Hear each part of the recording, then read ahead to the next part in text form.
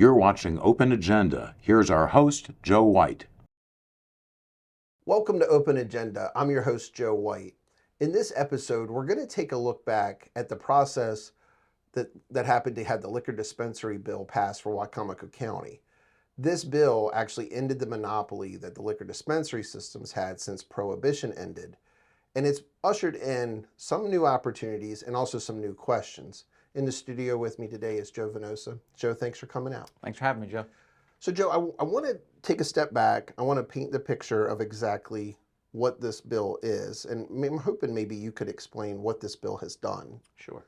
So for some context, Wicomico County, and this is true throughout the United States and in many places really since Prohibition, there's a degree of regulation on the selling of liquor, right? In this case, not beer or wine, but anything sort of harder, right? So vodka, liquor, things of that nature. And we've had a county dispensary system for decades.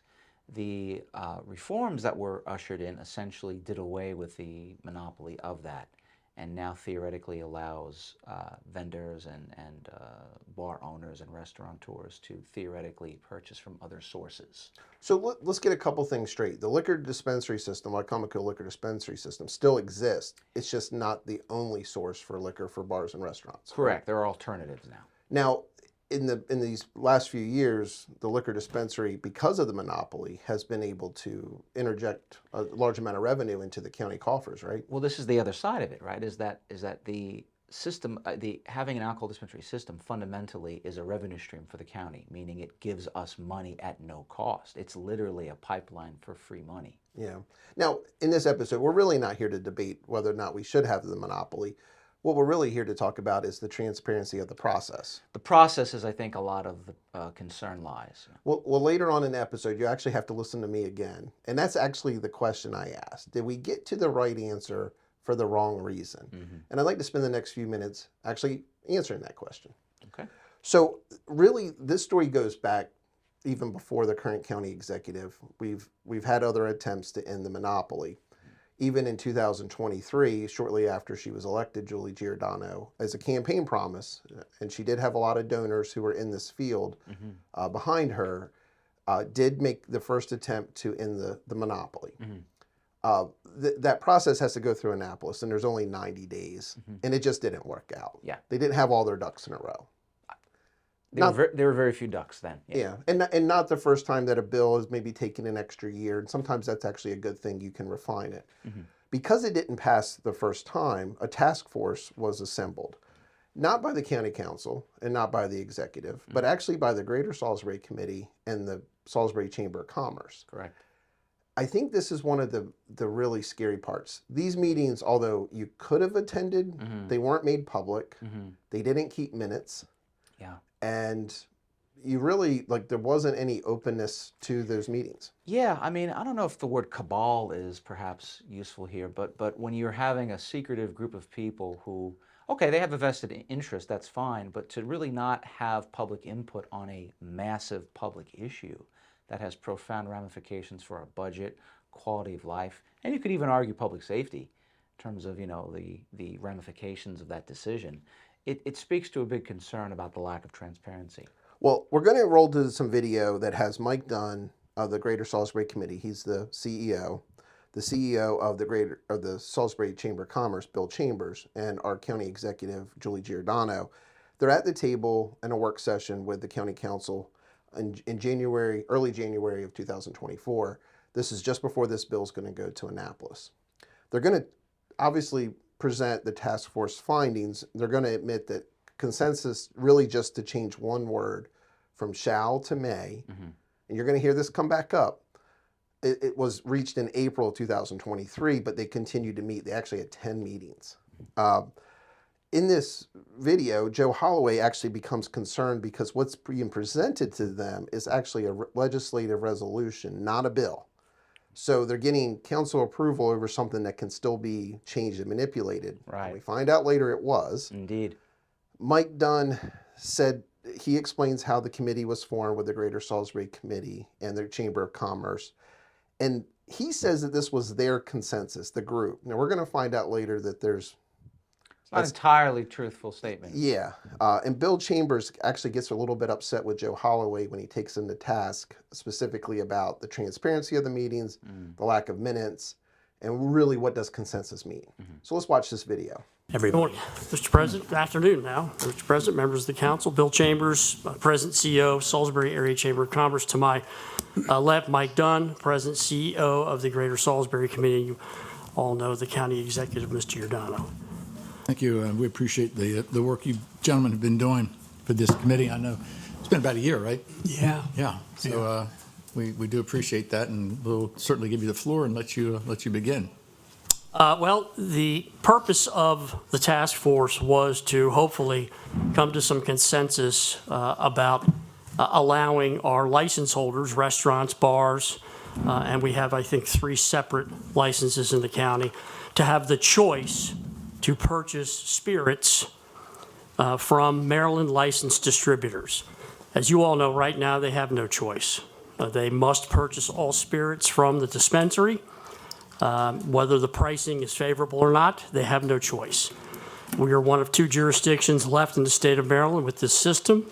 It is antiquated. It is unfair competition. This request to the council is for legislation in Annapolis to change one word.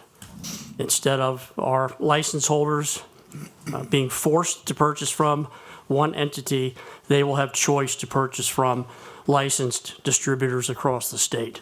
And this will give them at least a competitive edge in looking for the best pricing possible when they purchase their spirits. So that is why we are before you today, to ask for your endorsement of that request.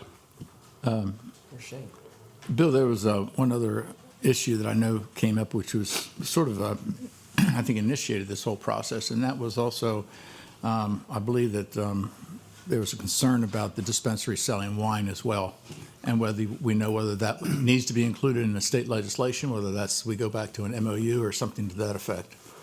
I know it was part of your observations and your recommendations. Yeah. The original bill did not have that in there. I actually have a copy of the bill, if you would like it, that actually shows that the beer and wine would be taken out. So it's not too much. And I talked to Joe, who is the bill writer, and he said it would just be, if you wanted to include that as amendment, that could be part of your letter of support. But I do have a copy of it, so you could see it with that red line on there. I appreciate that. Is that the one? I have some questions.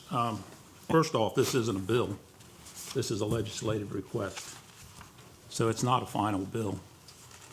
And the legislative, it's got the LR number up on the right-hand side. Right. So anything, if we were to approve anything today, this could be sent to Annapolis and changed. So it's not a bill. We need to keep that in mind. Look at the upper right-hand side. It says LR. Right, but I think it is the facsimile of the bill. I mean, it says a bill entitled, so we recognize it as a draft, Joe. Yeah, it's just a legislative request. I understand. I got a lot of questions. It snowed yesterday, so I had lots of time to study this. And wish it was snowing today. Yeah, there you go. Wish I was snowed out, right? You guys been at this almost a year, and a few months ago, I asked for the minutes of your meetings, and I was told that there was no minutes. And I know you're not held by any laws because you were just a group that was, I guess, I don't know, if you asked to be formed or the county executive asked you to do it, I don't know how that all went.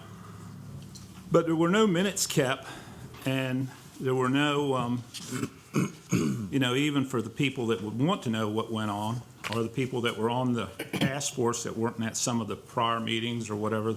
How come we didn't have any minutes? Why wasn't there minutes? Well, there were notes taken each and every meeting, and at the start of the subsequent meeting, so if we met 3 weeks ago, first thing we would do at the beginning of the following meeting was to recap what was discussed then. So we kept what we called a parking lot list of those items that we had gone over, and that parking lot was presented. The task force, to be clear, was formed by the Salisbury Area Chamber of Commerce and the Greater Salisbury Committee. It was not asked for or requested by any government entity. We did have Council Vice President Merritt and Director of Administration Bunky Luffman they were ex officio members of the committee, if you will. So while there were no, quote, formal minutes, unquote, there were most definitely notes So taken. when I asked for the minutes, I wasn't furnished with even the notes. Well, we were not asked to furnish notes. We were asked to furnish minutes, and there weren't any minutes that were taken. I also was told by one of the members that these meetings were invitation only. Is that correct? We had guests come in virtually every meeting to bring up a different perspective on where they wanted to see changes made, especially in choice, having the ability to have choice with purchase of spirits. So, no, we didn't limit. If somebody wanted to attend, Councilman Holloway, we didn't tell them, no, this is some private club. And it's also worth pointing out that there were two members, so the general manager of the Liquor Dispensary Task Force and one of the Liquor Dispensary members, appointed members, were also part of the task force. Were they part of the task force for the entire task force? Virtually all of it, yes, sir. Okay. When this was decided to be brought to us for the 20th, not the 20th, excuse me, I'm exaggerating, for like the 5th time, did all the members of the task force sign off on this and agree to this? There was consensus agreement that the current system of monopoly, of allowing absolutely no choice for someone that employs people and pays taxes in how they purchase their spirits, there was absolute consensus. From all the members? There was absolute consensus, correct. That consensus was reached in probably the second or third meeting of the Yep. task force. Is there anything, Joe, in here that you read in the brief book that you had an issue with? Oh, yeah, there's lots of things. I've got a few more questions, you know. I understand you had one member resign because he said there was a predetermined objective of the task force. Can you explain what that meant, or what he meant about that? We're here to get endorsement on making a change to allow license holders to purchase spirits from whomever they like that's a licensed distributor in Maryland. If you'd like us to come back at a separate session, go through all the recommendations we had, talk about nuances, things unrelated to why we're here today, we're happy to do that. Well, I mean, I think this is all related to what we're doing today, isn't it? Absolutely not. And that wasn't in the purview of our group to look at revenue replacement, even if there is any. That just was not something we looked at. That wasn't the purpose of it. Well, and I don't think we would be able to even see what the revenue loss would be without doing this. I mean, I couldn't even begin to project. Right now, from what the details that Justin gave, that it was was it 28%? 28. 28%, but they are still able to purchase from the dispensary. So I actually talked to the gentleman. I've texted RS and let him know. He didn't have the bill in front of him. And so therefore, the dispensary is not going away by any means. So any person who wants to purchase, you, me, we would go to the dispensary because those are the stores that are available to us. This is only for the restaurant owners. So to sit here and guess as to what that projection loss might be, if any, I couldn't even begin to guess what that would be. So that was Bill Chambers, Mike Dunn, and Julie Giordano in their own words. And now we're actually going to see Justin Collis, who is the CEO of the dispensary, come up to the table because Joe Holloway has some questions for him. I mean, Joe was adamant that he wants to speak with him too. Justin admits that he was not at the very last meeting. He was not a part of that, and I don't think it was his choice. That December 2023 meeting, just prior to this work session, when they quote unquote reached consensus, he wasn't at. Shani Shields, the councilwoman from District 1, that includes most of Salisbury, or a lot of Salisbury, is very concerned that we're going to end up with liquor stores on every corner. What do you think about that? Well, I think it's a longstanding concern, particularly because when you look at historically where those businesses usually end up, District 1 has sort of been the long discussed location for that. And, you know, that's an issue that is something that you will find throughout the community about this concern about, you know, when you have such an unregulated Wild West type situation where people can get an undisclosed amount of licenses and put them near, certain places that are going to have effect on youth, are going to have effect on crime, quality of life in general, property values. Well, what do you think the effect of campaign donations to whoever's in charge at the time? How will that affect who gets these licenses later? Whoever's in charge. I would say there's a strong correlation. So it'd be a lot easier if we have 7 council members maybe deciding this versus 1 county executive, wouldn't you say? Correct, because again, if you're a campaign donor and you want to, let's say, get your way, having to actually get a group of people together to talk about your interests or influence on behalf of your own interests would be more difficult than one person. Exactly. So we're going to end this video with John Cannon, who's the president of the county council, stating that the council's intention is to not add more liquor stores and liquor licenses to this county. So let's roll that video and let's just see what they have to say in real time. Mr. Cannon, I've got a question or two on here I think would be best answered by members of the liquor dispensary. Could you request they come forward? If somebody would like to. I'll let you decide what representative you want here. I also would like somebody that was at all these meetings to come forward. Melody, could you come forward? So I don't want to get into the nuts and bolts of the meetings again. I want to stay focused on this legislative bill. Well, John, this is what we're doing. We're doing something that's affecting a lot of revenue for Wicomico County, or potentially could affect revenue. That's why I want to focus on we've the heard bill, this Joe. morning from different council members about transparency, and we've heard about revenues. And we're sitting here today in front of these folks. Thank you for your service, all of you, trying to get to the bottom of this and see what we're going to do. And I've got a decision to make here today, and I've got a lot of questions. If you gentlemen could state your name for the public, thank you. Victor Laws. I'm representing the Wicomico County Liquor Control Board, or as it's more commonly known, Dispensary, and have for many years. Justin Collis. I'm the general manager of the dispensary system. All right, thank you, gentlemen. I understand that from what was said today that most of the people on this task force agreed to these changes. Do you stand behind that? We were not present at the last meeting. So your board wasn't present at the meeting No. that made the final decision? No.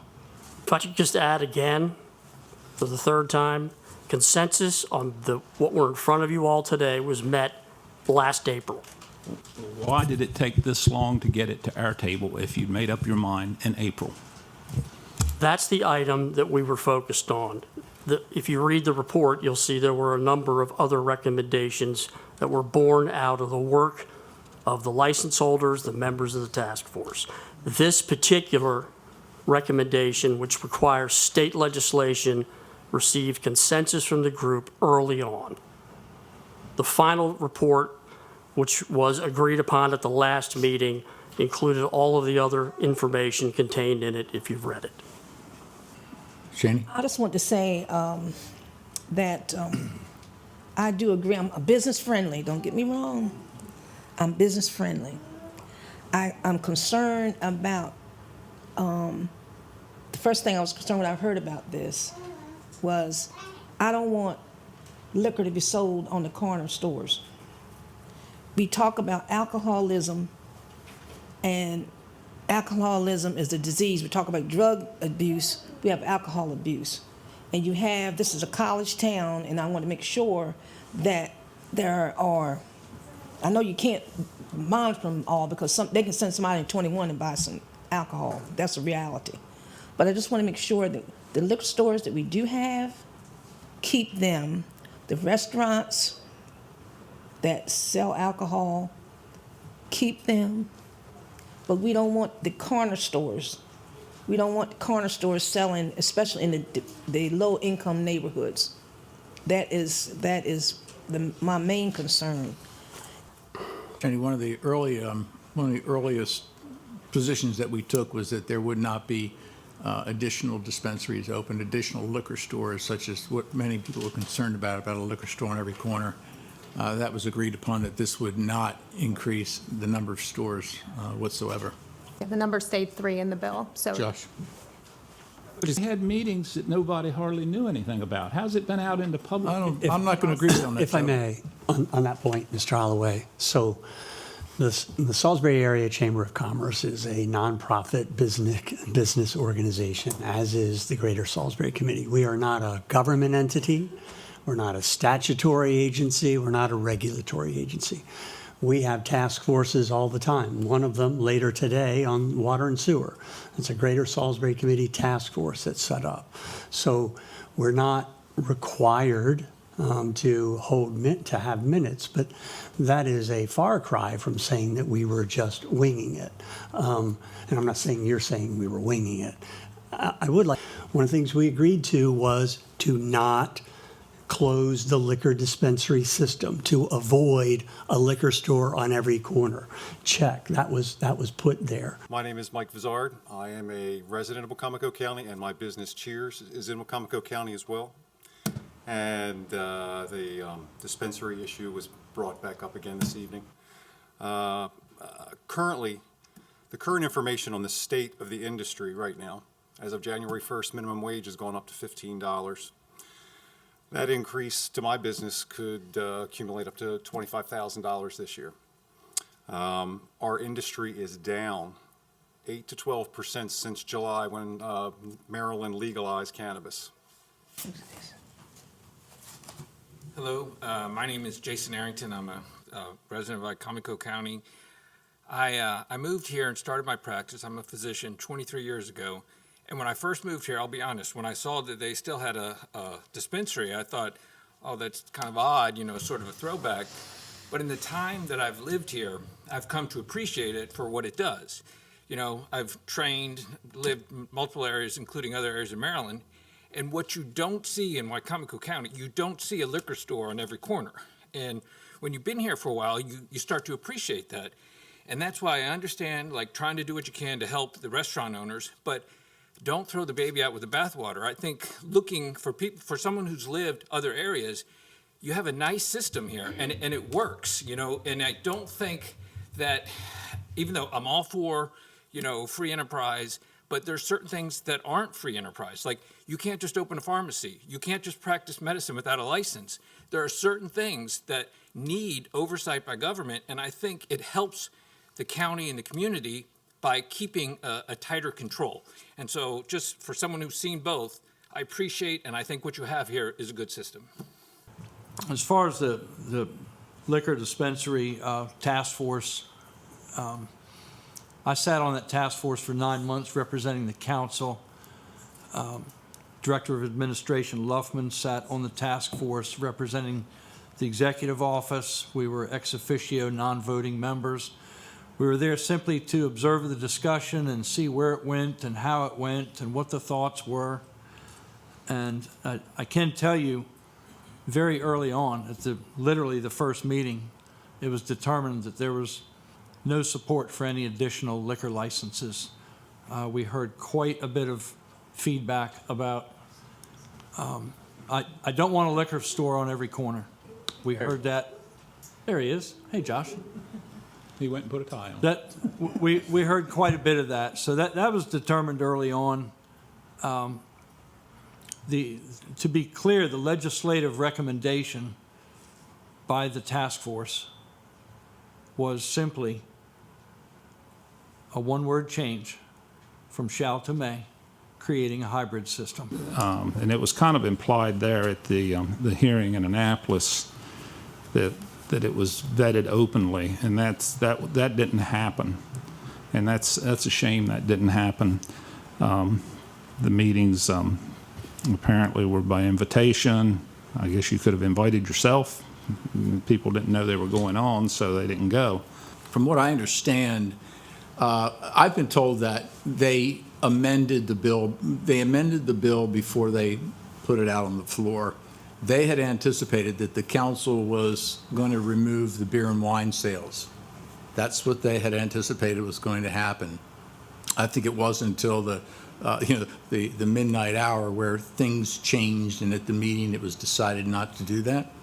So the bill that the drafters had presented, all of a sudden they said, oh, now we have to start changing things. So that's how it was explained to me. So John Cannon makes it very clear that the beginning and end of this legislation is really just to change from shall to may. We're not looking at adding liquor stores on every corner. But then at the February 6th County Council meeting, Mike Brizard, who owns Cheers, he's a campaign donor of Julie for her successful election as county executive. This was one of her campaign promises. And no one's disputing that. It's, you know, but he talks about how sales in Maryland for all liquor stores and beer stores are down because of the cannabis. I mean, that's obviously eating part of their sales. But I think the essence of his talk is actually that they're looking for new opportunities to sell new items. In this case, I think it can be inferred hard liquor instead of just beer and wine. Would you agree? I would definitely agree. So on the March 5th meeting, we kind of circle back with Donnie Ewalt. Now, he's the chair of the Liquor Dispensary Board, or the Liquor Board, I'm sorry. So the Liquor Board is responsible for passing out liquor licenses.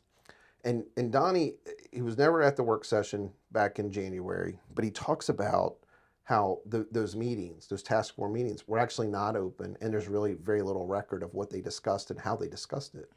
Yeah, Did you get a chance to see that for yourself? I did. It's very disturbing because, you know, you don't want to think that sort of there's always a hidden agenda among certain powerful people in the community that can run roughshod over public interests and public safety. But then when you hear it from the people that are on that board who come forward and talk about it, it really is unsettling. It should be an alarm bell. Yeah, absolutely. Because really at this moment, the legislation's not passed. And we actually find out, John Cannon happened to be on vacation, so Jeff Merritt, who was the vice president, was kind of in charge, that there was amendments tried to be pushed through in Annapolis at the last minute. The thing that Joe Holloway was very worried about. Yeah. And ultimately the bill got passed in its intended form, which was just changing from shall to may.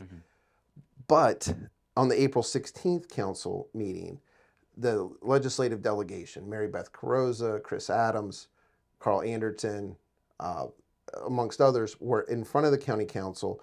The part that we're about to show is where Joe Holloway and Carl Anderton talk about, is this bill done? Do you think this bill's done? Not in one delegate's mind.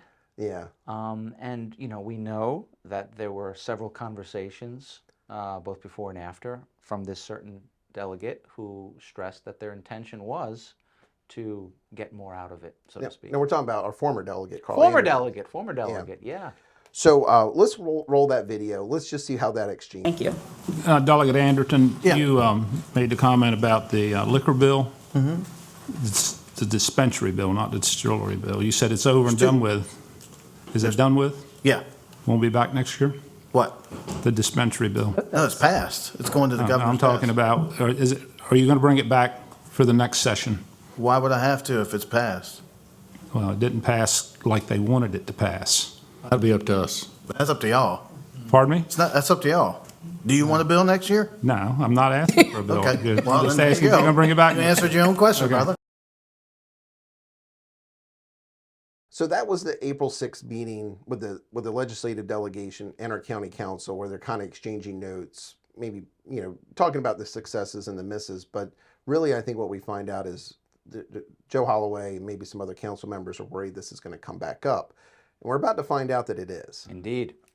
On the July 1st press conference that our current county executive, Julie Giordano, held right out in front of the government office building, she thanks Carl Anderton to get this done.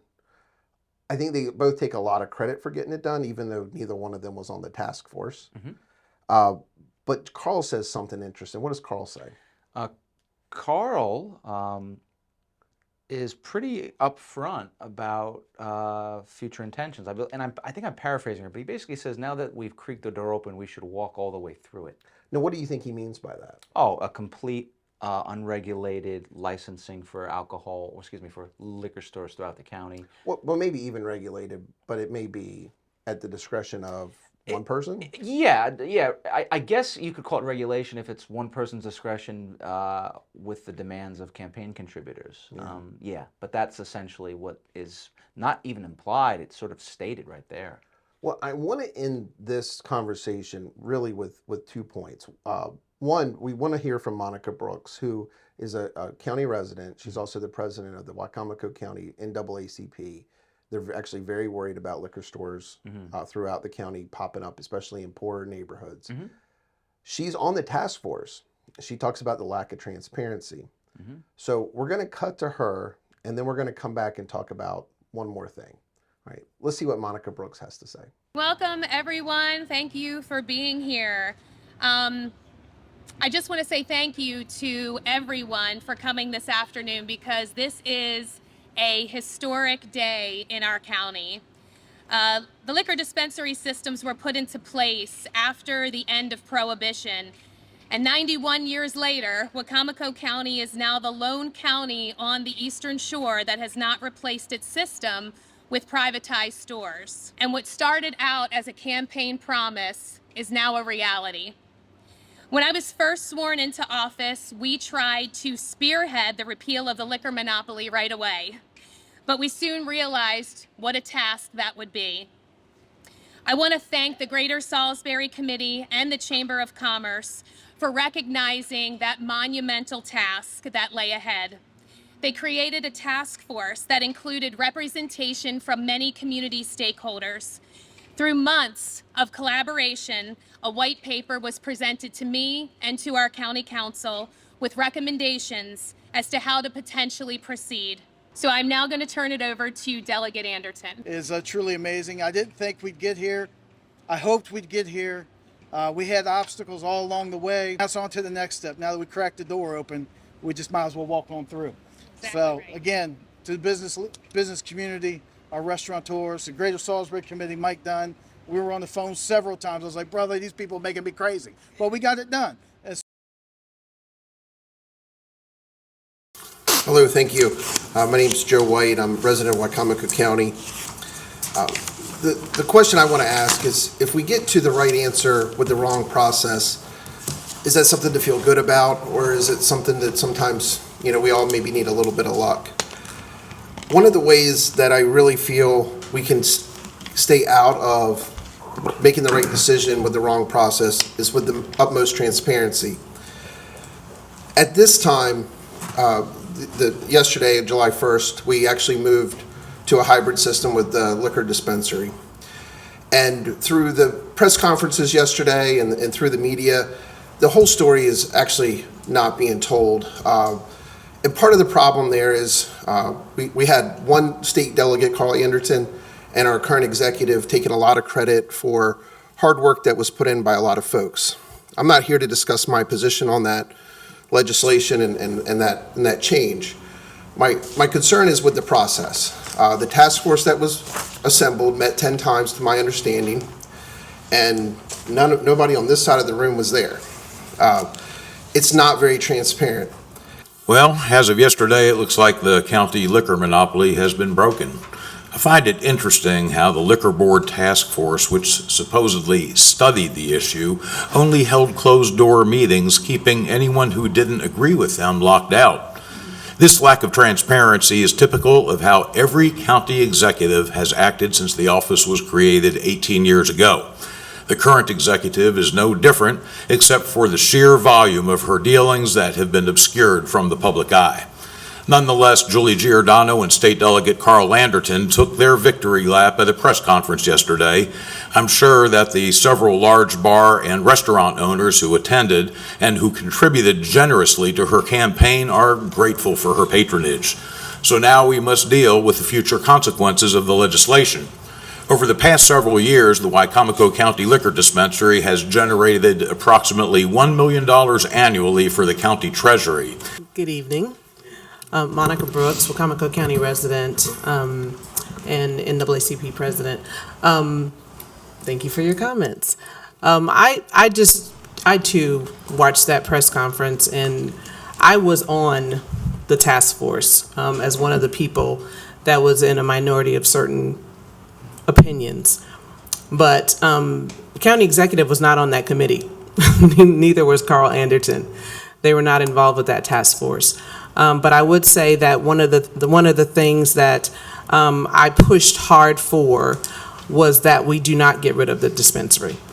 And one of the reasons was, one of the comments that he made was the proliferation of just everybody, you get one, everybody gets a liquor license. I was very taken aback by that press conference because I was thinking, what's going on here? So I just think, and also regarding transparency, that was something that we had no control over. We were not given the option to do anything. We weren't in charge of that. We were just there.